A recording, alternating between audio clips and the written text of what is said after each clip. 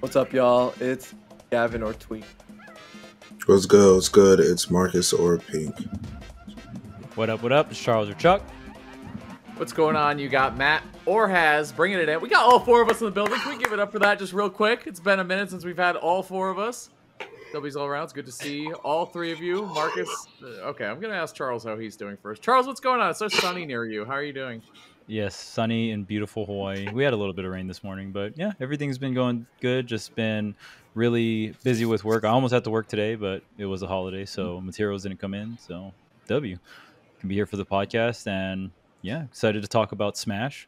What about you, Gav? I'm all right. What? Did I cut out immediately? No.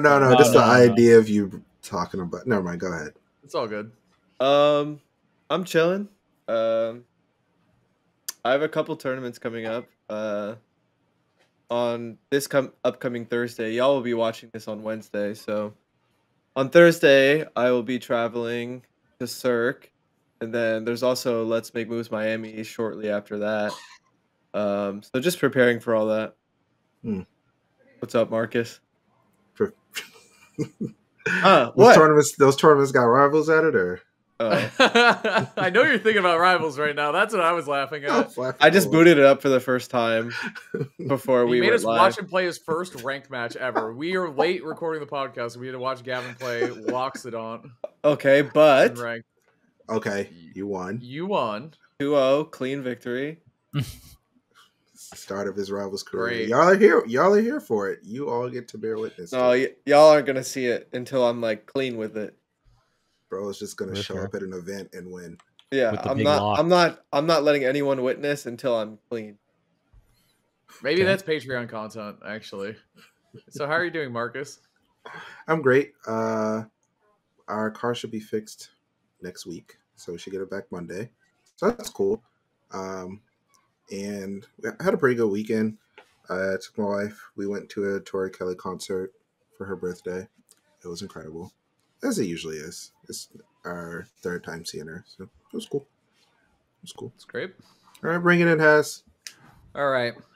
I'm doing good. Thanks for asking, guys. But I'd be doing better if I had some Patreon content from Tweek Talks in my life. All right, guys. Patreon.com/Tweek Talks. This week, I'm actually really excited about this topic. We're going to be talking about, I feel like recently in Ultimate, there have been characters outperforming where we thought they lived, in the tier list. Ryu winning in a major tournament over in Japan. And we'll be talking about King K. Rool today, which I'm ready to talk about some King K. Rool in my backyard, New England, making things happen 2 weekends in a row. Shout out to my region. So we're excited to talk about characters and who we think could be the next big thing when it comes to having a breakout tournament, whether it's winning the whole thing or just doing really well. So we're excited to talk about Ultimate characters again. So check us out, patreon.com/Tweek Talks. Tweek does VOD reviews on there of his recent sets, which is good for him and good for you guys. There's a lot of great content on there for real. So shout outs to that. And I think with that, we can kind of get started. I think, back to answering the question, I am good. I was very busy this weekend, so I couldn't go to Mash Harder. It's a tournament series that I do go to and cast like when I can, when I'm free those weekends. Shout outs to Cass, who's the TO there, who always invites me and keeps me involved with the local community, which I really, really appreciate. I just couldn't make it this weekend, which sucks because it might have been the most exciting Mash Harder that has ever happened. And if you hadn't heard the results, the big news is that the winner of this tournament is currently ranked, I believe, number 5 in New England. And it is I think 16 or 15-year-old kid called Bruho, who was a solo King K. Rool main. Nasty at doubles with K. Rool, by the way. Absolutely disgusting at doubles.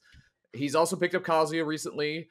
And at Mash Harder, he won the tournament, right? Beating great players such as Leviathan, a.k.a. Sharp. Just Blue, great Steve player from New England. And also Zamba twice in Grands with a combination of K. Rool and Kazuya, which is just ridiculous to me. Like, that's just insanity. And it was funny, actually. I was out. I couldn't be at the tournament, so I was out doing what I needed to do. But I tuned in towards the end of the tournament. I was like, this can't be real. So I started texting Gavin. And he was like, I've been watching the whole time, and I am very impressed with this K. Rool, which he does not.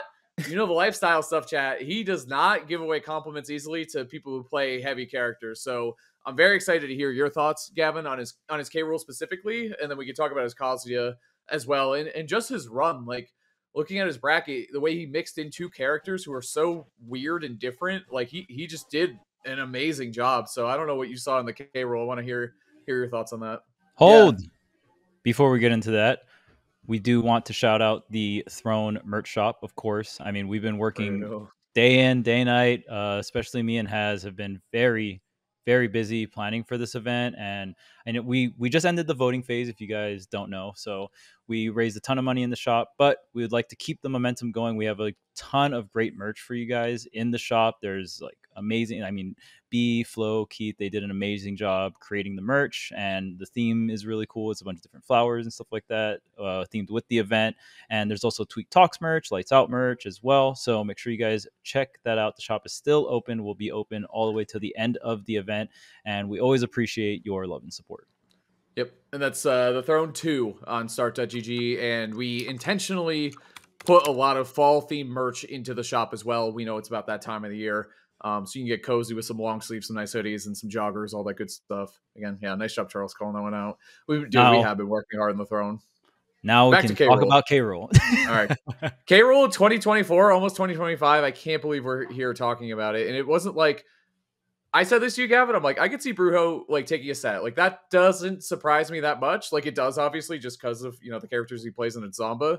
Like winning the whole tournament over Zamba is, we always talk about the value of not just taking a set but winning the tournament, right? Like there's a huge difference in those two things. So Gavin, I cannot wait to hear your thoughts on this because I know you're a fan of the character. So and has played the character in tournament as well. I mean, not a lot, but like a little, a little really. bit. But I also feel like whenever you do get into a character and play a character, you don't mess around. It's not like, oh, okay, let me just copy paste my funnies into it. You look into the tech, you do deep dives. So, I mean, you're definitely one of the players, or even just people out there that are probably really knowledgeable about K Rool. Yeah. So first off, as we were like, also that intro was fantastic. Thank you. First off, I think that is the best win K Rool has ever gotten. I would like to think so. Top 15 player. Realistically, we know it's probably a little higher than that. Offline, yes. I mean, the only thing I could think of is maybe if Kirby Kid did something online or offline, probably more so online. But offline, this is a crazy win against like Zamba, a player that's ranked so high, and the character Rob too. Like when I think Rob versus K Rool, like when I think Rob versus K Rool, that's exactly what I think. Like just screaming, K Rool just not being able to do anything. Right? There's a lot of spots that are checkmate scenarios, especially because Rob can get to the side of K Rool during K Rool's like deep recoveries, and K Rool can't do it. Like Zamba played it really well sometimes, where he'd get K Rool far enough, set up like a runoff B reverse gyro double jump back here like K Rool, because he's pretty protected from above, but he has nothing going on the side. And then regardless, Zamba was just down airing him anyway because it's active for like 8 or 9 frames and like is gonna hit K Rool's recovery. But yeah, I think it was fantastic gameplay. But yeah, I think that was the best K Rool win ever. And I don't know, he was very efficient and also really cashing out on like crazy reads too at the time, which is I think a good way to play heavies in general.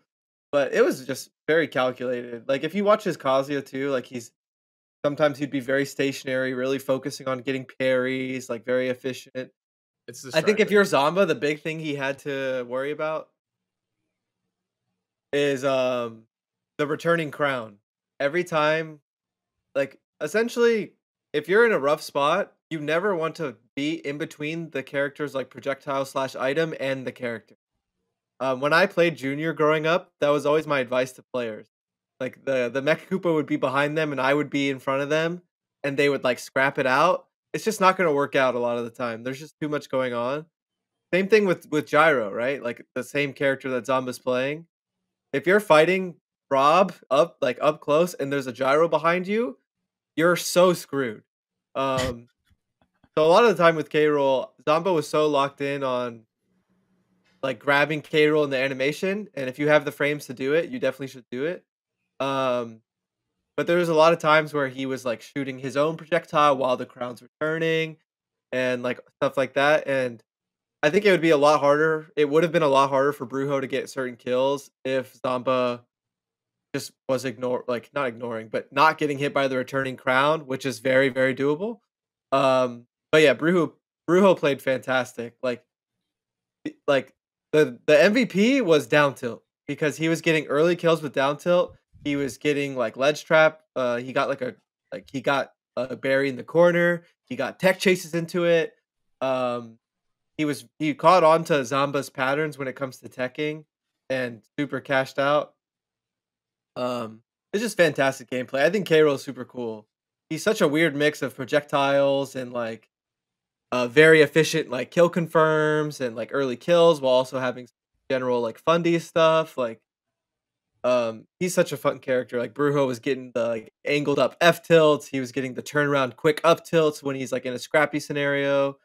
Um some of that like crown stuff, he would like throw it in the wrong direction so it has like some protection when it comes back. He would like jump off stage and throw the crown towards the stage, so like it would come back during the edge guard scenario. I don't know. That character's awesome. He just is. But there's clearly a lot of scenarios where he has no options versus Rob. So it's even more impressive that he was able to win. Yeah, I was gonna say typically Rob like against other heavies, like I think without thinking about it too much, he just beats every other heavy. Like he's a gatekeeper for them, you know, and he is the best of them, right? Like that's just kind of how it works with him. So when I think of how or like why this win is so impressive, it's not just beating Zamba, but like he also had to beat a lot of in-region rivals that have been tough, obviously, going through, you know, talk about Sharp. Sharp plays Cloud, Sharp plays Joker, Sharp plays like everyone basically. But their set, it was all Cloud except for game 4. But Brujo went K. Rool in game 1 and lost to the Cloud. Went K. Rool again game 2 and beat the Cloud. Then he switched to Kazuya game 3 and beat the Cloud. And then I think Leviathan had reached a breaking point and switched to Lucas for some reason. I don't know if that's a secret counter pick or if he was just, tilted and picked Lucas for whatever reason. But again, that was Kazuya. And I think we talk about this all the time in Ultimate. Are people, you know, you have secondaries but are afraid to go them or mix them in, or like what's the rhyme or reason, like why do you go them? And when it's someone like K. Rool and Kazuya, I really am baffled by how you make those decisions. Like I guess if one gets washed, that's an easy choice, or if one, but he's switching when he's winning too. Like I win a game with K. Rool and I switch to Kazuya. Like it could be obviously stage dependent. There's a lot that mixes in there to those decisions. And so you had to beat Leviathan in a game 4. Nuggets, a classic if you guys know New England at all. Nuggets is a great Peach Daisy player, I should say. Game 5, going game 4 against Just Blue, and again mixing in K. Rool and Kazuya and switching off or not switching off on wins and losses. And then also Brujo had gotten 3-0'd by Zamba in winners, and then it was 2 game 5s back to back in grands, and he was able to win it. And it was ultimately K. Rool. And I think down tilt definitely Gavin, but it was just like a combination of his movement too. Like he did this one thing that I had to rewind it a couple times. He did fair and then instant turnaround dash attack. And it was so fast, especially for someone like K. Rool, where it's like, oh, he's a big character, like whatever. But holy shit, like he just moved and he was kind of fearless, I think was a big advantage he had. And he was able to cash in on conversions too. And that's with the Kazuya, like he did slide off the platform, into neutral air and getting everything that he needs to do in order to get all of his combos. He hit a lot of rage arts too, a lot of rage drives, which was really, really crucial in some of those game 5s. So he played like super clutch, and those are like on the other side of it. You could talk about how K. Rool's a low tier, but he's fucking scary to play against when you play against someone who's good with him. Like it can just get really scary. Like you said, he combos you off the crown, he gets a slight charge with up smash, and you're dead at like 60. You know what I'm saying? Like it can be scary if someone's the charge was very deliberate a lot of the time. He was charging so much more than I thought the character could in some spots, which is really cool. And also, I really like K. Rool's like flowchart in general. Like the forward throw dash attack does like mad damage. Then like, you know, you're throwing the crown and you do like the jab check. His jab is incredible because the jab one is so big. Like he extends his whole, like jab ones are very interesting in Ultimate because there will be a sword character that doesn't use their sword, or they will use their sword, and there are certain jab ones that are very, very good. And K. Rool's is actually pretty good. Like that, I'm so glad that just showed up on the show because that was specific Steve counterplay. The cannonball trading with the minecart, and then because of the weird trade, it sends towards K Rool, and he kill confirmed the cannonball into up air because of minecart. Like that's so bizarre. Yeah. So I don't know. I love the character. I really like the flowchart, you know, combined with like just hitting hard, occasional projectiles, small things like up tilt and jab, angling the F tilt, just raw damage from his throws is really, really good too, whether it's a combo or not. I don't know. That character's awesome. He just is. The Facts. there's a lot of there's been a lot of K Rool success and upsets, and I feel like if you've ever picked the character like as a very very good player, you'll notice that some of K Rool's moves are like very very good. He kind of reminds me of like Incineroar in the sense that there are some moves that the character has that's just like, what in the world? How is this on this character? It's obviously because they're not very good, but it's like, how do they have these moves and they're not that good? You know, like that. The K Rool's Nair is ridiculous. K Rool's forward air is very good. Buffed forward air. Yeah, Forward yeah, air, it yeah. was buffed over. It was time. always fine, but it's just really good now. Yeah, it's really good now. And then even some of the grounded moves, like Gavin mentioned, the jab, the F tilt. I really like the up tilt. It hits really high as well, so you don't have to fully commit to a jump when they're like landing near you. I think And it's then- frame 6. That move is crazy. I'm glad that I Damn, saw 6 is fast. I- I Bruho- feel like it's more of like a 7 or 8, but I mean, if it's 6, Maybe. holy crap. It's also good for It's frame 5. It's frame Yeah. 5. Even Frame better 5. than I thought. Oh my crazy god. move. You can use it a lot of times on reaction, like and then because of that, if like you are doing some anti-airs with like up tilt, it opens up people to air dodging. And Gavin already mentioned down tilt. That move is very very good. It's weird because like I would watch K Rool's a lot and they wouldn't use down tilt, and now Bruho's like, hey, because it's like one of the best berries in the game. Like it's not like a Inkling Roller or something like that. No, You not die Inkling if you Roller. get hit by it. It's- Yeah, you pretty much die if you get hit by it. But or like a Banjo Berry or Rob, like it's a crazy berry. So I don't know. K Rool just has a lot of good moves. It's just he also has a lot of bad moves, and his hurt box sucks, and his air dodge sucks, and his drift Jab sucks. is frame 4, and I think that's fantastic. Just random throwing that Yeah, out yeah. there. Jab being For a jab, that's frame like you're 4 is actually really like good. extending your whole like. Usually the jab 2 or 3 is where the jab gets bigger in range, but K Rool's max range, I feel like with the jab starts at jab 1. Jab 3 is a little bigger, but it's I don't know. Jabs are interesting in that way. It's a good check move. I feel like a yeah. lot of K Combined Rool with like run up Crown. and just jab Yeah. one check. Yeah. Also, I like those awkward percents at 0 where you want to get like forward air grab with K Rool or something. Like Bruho would get like, you know, like any K Rool knows to do this, but it's still cool to see where you get like the back hit of like Nair and like you just buffer like turn around up tilt like for damage. Like I don't know. His flowchart is so cool. Dude, the Steve counterplay was very fun to watch because K Rool back air Crazy. will demolish blocks. Like he has I don't think K Rool has any problem destroying blocks just in terms of sheer damage output and stuff like that. And again, Gavin mentioned the crown usage when recovering. I thought he did an amazing job of using it in juggle scenarios too. And you're almost setting up like a return 45-degree angle down boomerang where you confirm up air into it. And K Rool up air after it got buffed is like an insane move. It's very powerful. Yeah. Cannonball And- counterplay, like the character specific counterplay was so cool to watch. Bro, And with die. And with the Okay. crown, bro, with the crown too, like not only do you get the hitbox and all that, but the armor you get on it is crazy. You always see K Rools Right. using that armor and activate, like just to position a little better on how they have to up B, which I think is obviously super important when you're vulnerable off stage like that. I mean, think of the characters he had to play against, Rob and Steve. Like Jesus, you need everything you can to get out of those bad situations. And I think again, it's such a good situation to be in when you have two mains like Kazuya and Steve, where I feel like there's a learning curve to playing against those two characters, right? Like we talk about tricks and like all that stuff all the time. So Bruho goes, I was just saying bro, but Bro goes K Rool, hits you with all his tricks, wins game 1. Game 2, you figure out all the tricks, he win. All right, I'm going Kazuya and I get FD. Oh shit, okay, well there goes that game. And now you have to figure out his Kazuya's tricks, and then once you get used to those, you can go back to K Rool. It's like, where are the layers here? Like I love that idea of like, And I think that's one of the problems with solo maining a low tier is that you only have that one character and the layers to it, which is limited when it comes to a low tier. But when you throw in a fucking beast like Kazuya to support the K Rool, right? I think that's like, and then you have to figure out the Kazuya's layers and what does he do and what does he look for. And his Kazuya played super sharp. Like he needed both his characters to be playing well that weekend to win that tournament, which is the life of a dual main, especially when I would call his main is K Rool still, obviously. So when you main a low tier and you have like a top or a high tier secondary, whatever you want to call Kazuya, they both have to be playing on point for this to happen, especially if Zamba's in the building. Like you just have to. Yeah.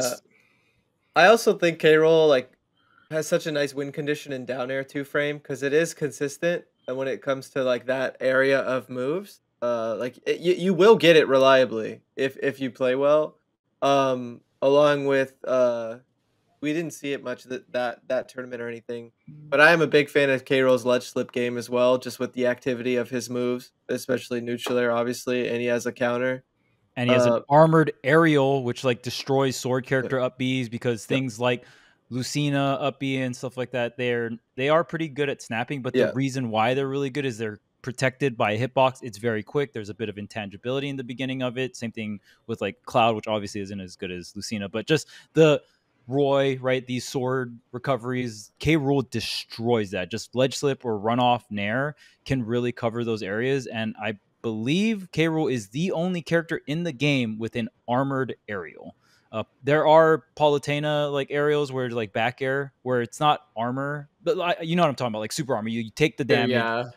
I'm pretty sure he's the only character in the game with armored aerials specifically. Like there's special moves and stuff like that with armor and all that other special mechanics, but I believe he was the first character in Smash history to have an armored aerial. Obviously, there's limitations to it because of the belly armor and stuff like that. But if he's not the only one, he's definitely one of the few ones. And, it's very rare, yeah. Yeah, and just the combination too, because like you guys mentioned before, down smash is so degenerate. But dude, it's down smash. But the hurtbox shift is crazy. The hurtbox shift is crazy. You do have the belly armor. Yep, you do have the belly armor as well. Even the that move is not good. Well, sometimes you just gotta rip it, bro. I can't give it up.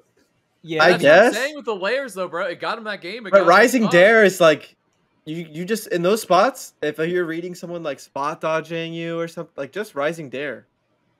Right into up smash or something. Dare is like a good win condition, not even just for the 2-frame. Like it always kills. It always confirms. And Dare also has the armor, right? I think Dare has the armor. Yeah. And then even I want to mention platforms and stuff.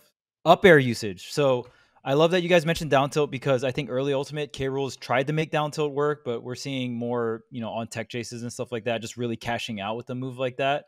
And then on top of that, we even saw earlier he used up air to 2-frame Steve flying to the ledge and just like ledge drop, double jump, up air. Also saw him use the up air to get back on the stage and it kind of like auto canceled and he like up aired onto the stage and shielded. I've never seen that before. So I think up air is one of the more unique aerials. I think K Rool in general has some of the more unique moves in Smash Brothers, which is like what makes him exciting to watch, right? You get to see a lot of unique interactions.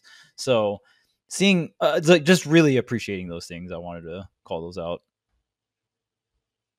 Yeah, because even right there, that up air into like fast fall into the platform shield, like that was quick. Yeah, it makes up for like the weird mechanic of up air being laggy or whatever, which is nice. And it's also tied for his fastest aerial with neutral air. They're both frame 7. So, wow, that's quick. Yeah, he has just really good moves, like Marcus was saying. Yeah, I don't even know what else to say other than like he's just a fun character. Once you put in enough time with him, like the flow, kind of like Donkey Kong. I know it sounds corny because they're from the same franchise, but when you really deep dive for those characters, their flowchart is so cool. Like you have your crazy scenarios if everything works out perfectly. You have just basic things you can rely on for the win. Like I think a lot of the time, like heavy characters get like the rep of like being kind of like degenerate and like not very difficult to play and like low floor or like low floor and low ceiling, like kind of that kind of thing. But I really think a lot of the time it does like require like a strange like amount of like I don't know, like a lot of it's very deliberate, really cool flow chart. Like That's why, like, the lifestyle thing, as much of a joke as it is, like, I'm so serious about it. Like, it really is like a unique thing, and it feels really, really nice to pull off well. Like, I don't know. I love characters like that. Like, I like DDD a lot. I like K. Rool. I love Donkey Kong. Like you either get it or you don't. And Bruho clearly gets it. Bruho clearly gets it. Young kid too. I mean, it seems just like I mean, he's number 5 in New England. That's already to me like a huge accomplishment at such a young age. And such a strong region as well. Absolutely. And I do want to shout out my region because I am proud because, like I said, I was busy that night, so I couldn't really watch live aside from looking at my phone. But I went back and I watched the highlights.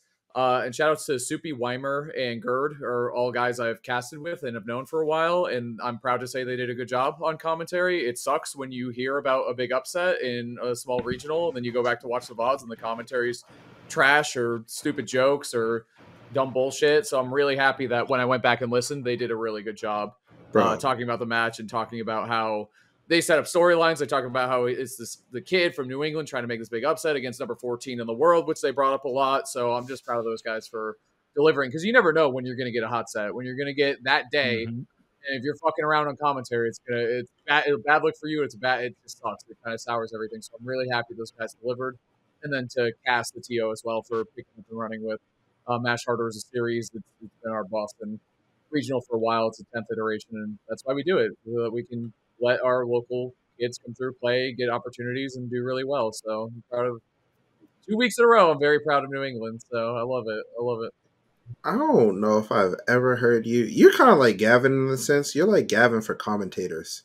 Oh, like I don't know if I've ever heard you say that you've enjoyed someone's commentary. Now that I think about it. Yeah, okay, I'm a hater. 100%. Never compliments my commentary. Charles, you're a hater. I always compliment your commentary. Okay, I'm kidding. All the time. I think you're a great caster. But I realize that I agree, Marcus. I am a little... I didn't realize it until you said it. I was like... This sounds weird. Yeah, I saw you a little harsh. He's a little harsh. But I think that's feedback that I've heard and that I'm trying to do better with. So when I hear it, I want to call it out instead of just... Because when it's good, I'm just like, that was cool. And I just enjoy it and move on with life. I don't say anything. So I'm like, I need to do the saying it part a little bit more because... There is good casting out there, obviously, and I do enjoy listening to commentary and all that good stuff when it's good. But I also think I'm a hater in that there's a lot of casting that I truly despise and that I mute all the time. So yeah, it is what it is, and I think I'm far from alone in that, and it is what it is. So I think most people are like that, though. It's much easier to be vocal about something you did not like rather than something that you just kind of like enjoyed and be like, oh, that was it, cool. Sure. Yeah, right. Kind of like you got to get it off your chest. Like I don't feel the need to do that when I'm like happy, when I'm like, oh, that was great commentary. I don't like, feel the need to shout it from the rooftop. But to Marcus's point, I do think it's very beneficial and good when people do a good job to say it. And I actually casted with Weimer last weekend and I felt bad. I casted with Weimer last weekend at Wavelength. And after he did the thing where he's like, hey, do you have any advice? And I was like, I actually don't. And I'm like, I'm not just saying that to like that was just good. Like, that was just solid casting. I had a good time. He took notes ahead of time. Like, he did everything that I like. He talked about the matches. What a fucking concept, right? Like, he cared and was locked in. Like, Jesus Christ. Like, just the basics were, I shouldn't say basics. The fundamentals were there. And I think if you get those fundamentals down, it goes a long way. And it sounds so stupid. It sounds so so obvious, but some people get on commentary and just want to tell their little fucking jokes and move on with their life. Like, they're not there because they care about the matches or the region or that kid who's making the biggest upset of his life right now. They just want to sit there and make their silly jokes they wrote down like 2 weeks ago and like, oh, I'm going to say these at this tournament. Fuck, man. Like, and it just made the whole experience like, I'm proud of this region, dude. Like, I really am. The casters, TOs, everything was firing, and it gave me those old vibes of like when I was on the commentary grind in Smash 4. And I watched Mars and I watched Light and I casted them and I came up as a caster through that because like it was happening in my region and I cared.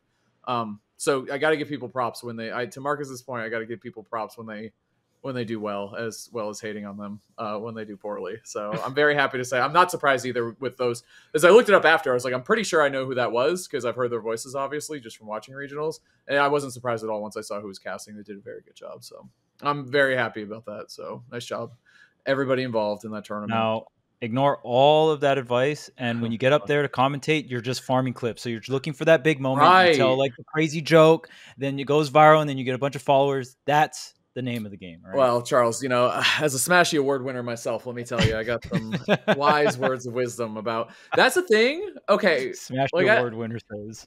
I know that kills Marcus and Gavin every week, which is very funny. I also try to bring it up intentionally every week. But for real, that moment that I won, it was actually really good commentary. Like, and the reason why it was good, it wasn't like I sat there and I thought about what to say. It's because the clip, if you know the clip, it's when Gavin clips Spargo at Terra. And I think I've talked about this before, so I'll keep it quick. But it's because I knew, and I've seen him practice those combos and practice all that shit and hit it online and do all that stuff. And I knew all the time that he put into making that happen. And it just so lined up that that's how he closed out a game 5 set against Spargo. So I naturally knew what to say and what to do just because I have been there and I care, and what a thing to do, right? Like, they all knew what to do, similar to the New England event.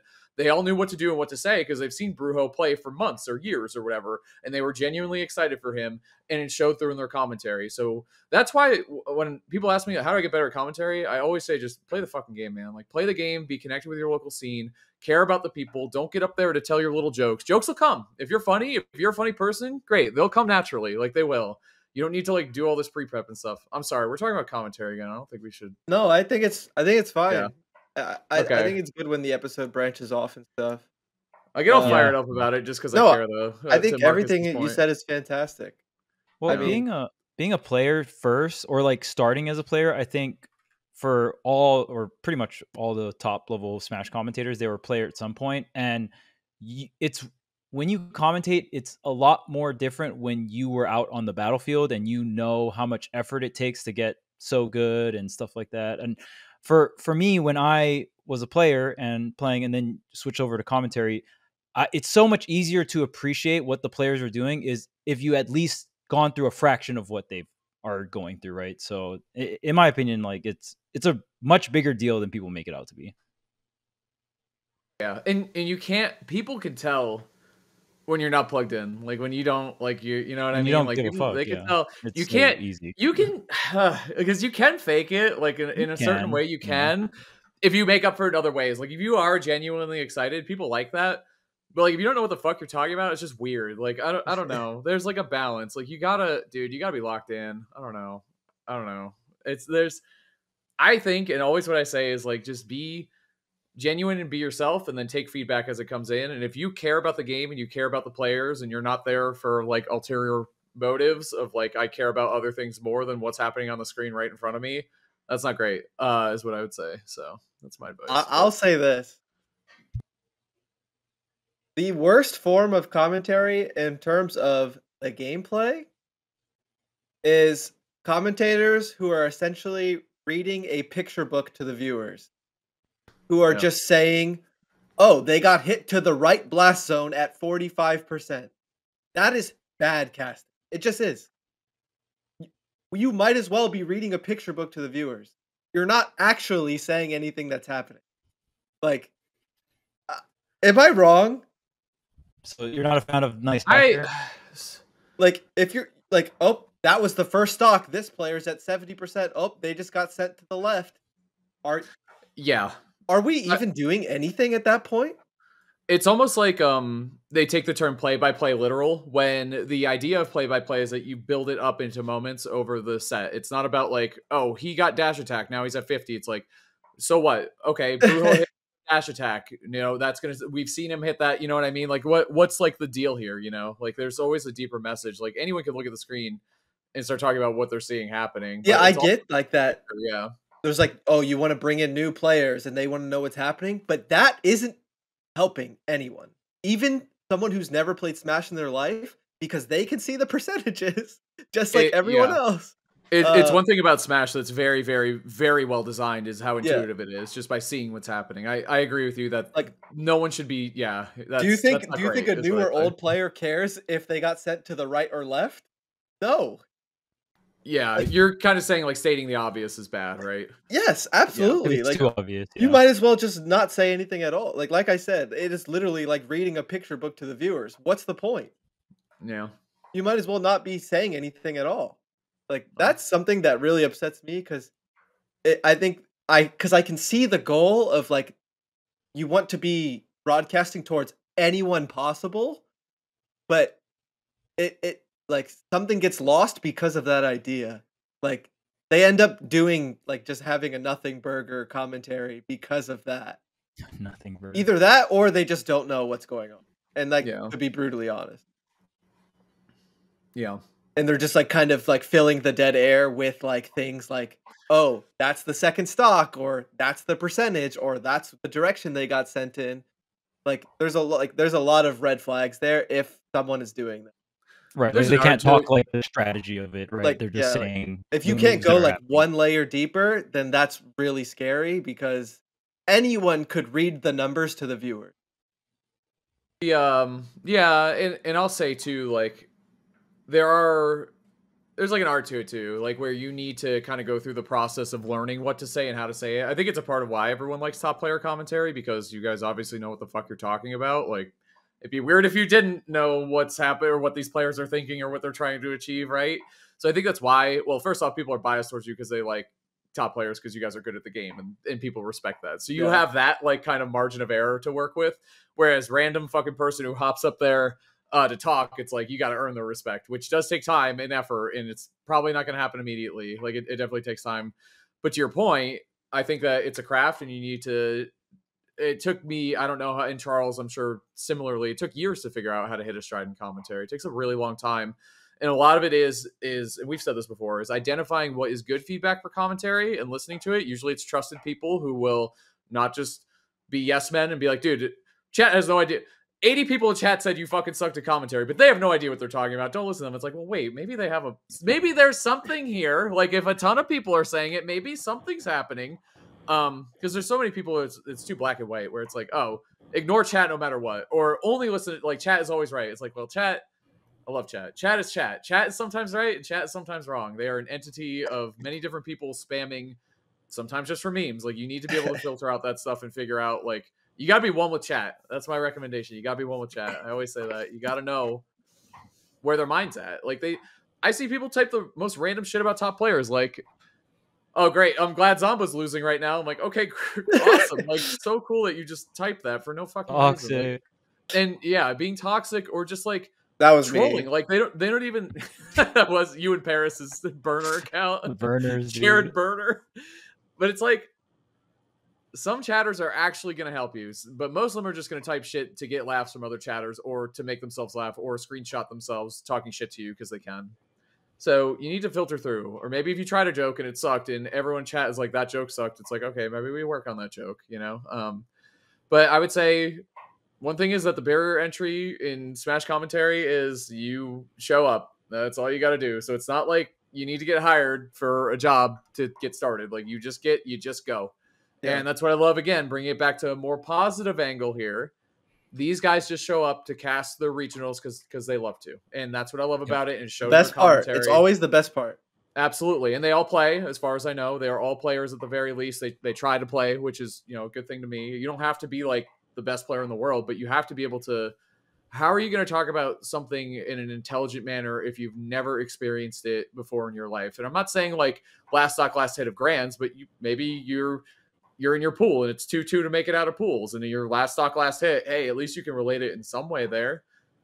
Who, you know what I mean? Like, who are you going to trust? Like, you go to a car dealership and this guy's like, yeah, I have one of these cars. I love it. And here's why, versus some guy who's like, yeah, I've never seen this one before, but it looks cool. Let's drive it. Like, what the fuck? Like, yeah, I guess that can work, but like, come on now. I don't know. Yeah. To clarify, I don't think I would be a good caster or anything like that. I know for a fact though that what I was talking about earlier is not the way. It's just not. Like, Marcus, actually, one of my favorite Marcus moments was when we came back from the pandemic. Not even like 100%. It was a Invitational, and Marcus got hired as a caster, and we got on the couch and we were casting for, I don't know, an hour or two, and afterwards Marcus goes, dude, that shit is hard, actually. I was like, whoa. I was like, it's very really exhausting. I was like, it takes a lot out of you, and that's the hard part about trying to be a caster and a competitor, because you're gonna probably tank in one of them. Like, you might get lucky and have a good weekend on both, but you're probably gonna. It's so hard to try to cast after you're pissed off at the game. It really is. Like, you lose to some bullshit, and then it's like, all right, go talk about how much you love this thing. It's like, oh my god. Damn, Hell boy. nah. Well, I for don't know. the problem that I was having was I was like it was like quad commentary, so it's like I didn't know when to jump in, which was kind of tough for me.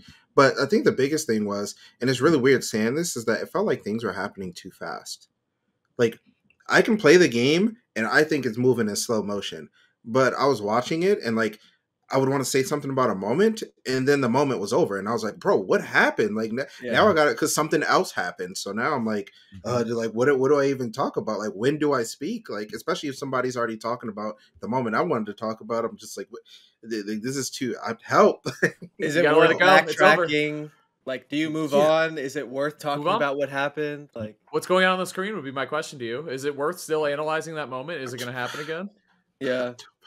I think my ADHD helps me a lot with that, to be honest with you. Like I'm so able to lock into something like very specifically, but then just let it go. I'm like TK says it or EE says it. I'm like, all right, cool. Then I move on. Like, all right, life's good. Like they covered it. All set. We go. It also Yeah, just I'm takes like a lot the of opposite. energy. Like, I'll talk It about is. one thing for 10 minutes instead. Yep, Like, that's where I'm at. I'm locked in. I'm like, bro, did you see that interaction? Like, yo, and the that thought pivot process grab? behind it, and like, well, like this keeps happening. But then, like, if it's trying to make a moment exciting, I'm like, dang, that was crazy. Well, where you guys as high to top level players would be good at is picking up, and something I think that Charles and I do well as well is picking up on habits or trends throughout a match, and like how I someone's got getting you. ledge I trapped. got you. Yeah, I will lock in on. Right. That's the And that's 16th time he's done Let's Jump after this person's been in this. Like, I'm locked in. Yeah. I think one of my all-time favorite commentary moments was Mars against Leia at was a Smash World Tour, where I continually pointed out, I think it was Leia's neutral get-ups over and over and over and over and over. He Game flip 5 kicked last him. hit. Game 5 last hit. I'm like, he's gonna kill him for this, and then he did, and I was like, there you go. Like that's how I just The run off stage, flip kick back on. But that's yeah, and a part of it is that I know Mars. I know how he plays. Obviously, I play against him. You know, like I've played against him many times throughout my life, so I know what he's looking for. And you can't. How the fuck would you know to look for that if you didn't either exclusively study his matches all the time? So if you're not a ZSS main, you're probably not just sitting there studying Mars all day, or if you play against him. And the only reason I knew to look for that shit and to make it exciting and talk about it is because I've been there before. I'm not saying, well, I did make him look foolish once, but I'm not saying like I beat Mars all the time so I know how to cast his sets. I'm saying I played against him so I know how he plays so I can speak to it firsthand, right? Didn't think I'd get a Mars looking foolish and a Smashy reference in one topic, did you? A miserable episode. One thing that she said has that I think was really important for not just commentators but for players. You said it took you and Charles years to get to that point, and I still go to my locals, so I talk to a lot of people who are trying to improve at the game, and they just want the win so bad, so Right now. And I'm like, yep, I Yeah, want shit to now. be. I want to be good. They're like, bro, like I've been working so hard. I've been at this for 9 months, and I'm like 9 months, dude. Gavin's different, but it took me to win like in like a decent sized tournament, like. I think it was like 9 years or something like that. Gavin just showed up and won. Like we can. But for like most yeah. for most people, like I think the younger you start, the more likely you are to win. The younger you are, I don't. It's just probably something with like learning when you're like a 12-year-old, 13-year-old, and but for people who start when they're like 18 or something like that, like it's probably going to take you a lot longer to win something. And it's just so interesting to me that people will want to fast track a win, or even if they get like one win, they'll get like one win and then they won't win again for a long time. And what made what you said stand out is that it's the consistency about it, right? Like you're gonna consistently be at a good level of commentary, and there are gonna be some days where you have bad days, but I cannot stand Haz. I'm sorry. He posted something in the chat. Anyway, I'm not gonna say what it was. Anyway, the consistency is the important part, and I think people who want to fast track their way to like winning skips that consistency. They just want to like immediately peak, and then they get upset when like they can't like reach their peak over and over again. And I don't know. I just think for what I'm essentially trying to say is for people who are like a year in, 2 years in, and they're still like struggling to get their break, like just keep working at it, because there are going to be people who feel like you, and 2 years in, they're going to stop. And then 3 years in, you may get your break. Like, it's just how it is. So, I don't know. I think that's very shades of commentary, too, where casters, they do really well in their regionals, and they're like, all right, time for Genesis top 8, my turn. Right. You know, it's here. It's like, I think hold on now, Junior. Hold on. I think I do, worse, but bro. I think, what's that? I think commentary is worse because, like, as a player, you need the result. To get the result, it's very, very difficult.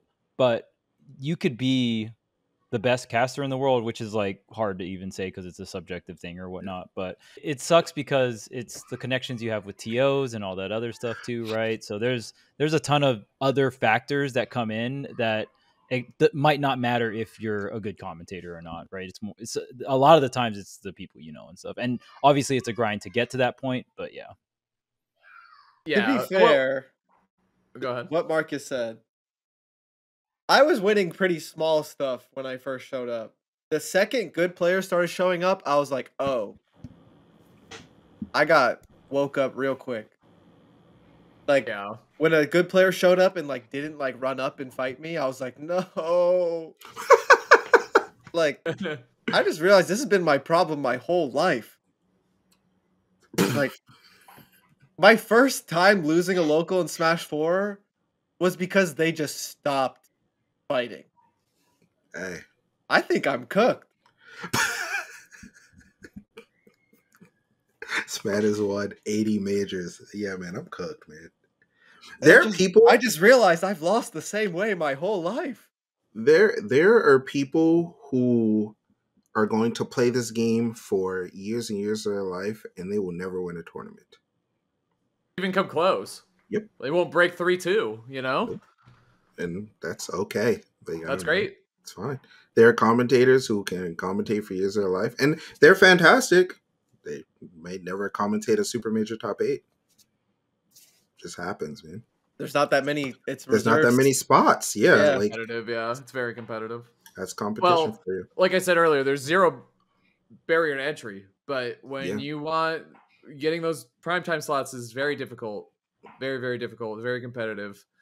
Obviously, but I mean, we've seen new people come up through the ranks too and get their shot at casting a top 8. And what I'd say is, I think people view getting hired for a top 8 as the end goal. I did it, great. I got to do my Genesis. I got to do my big house or whatever. Cool. Nope. That's the start. That's the interview for the job. Now you got the job. Now you need to do well the job. Now you need to do it. So that's an opportunity. You didn't win shit as far as I'm concerned. Yep. You got hired. You could just look like a fucking asshole for 2 hours and everyone hates you. That could happen. And I swear, if you go back and you watch early VODs of me and Charles, I bet you think we suck because we probably did. And by probably, I mean we definitely did. Especially Charles. Know, man. I was felt like we were pretty. Sometimes I look back at my Smash 4 commentary and I actually think it's better than my Ultimate commentary. That's just like ain't no way. That's what I think.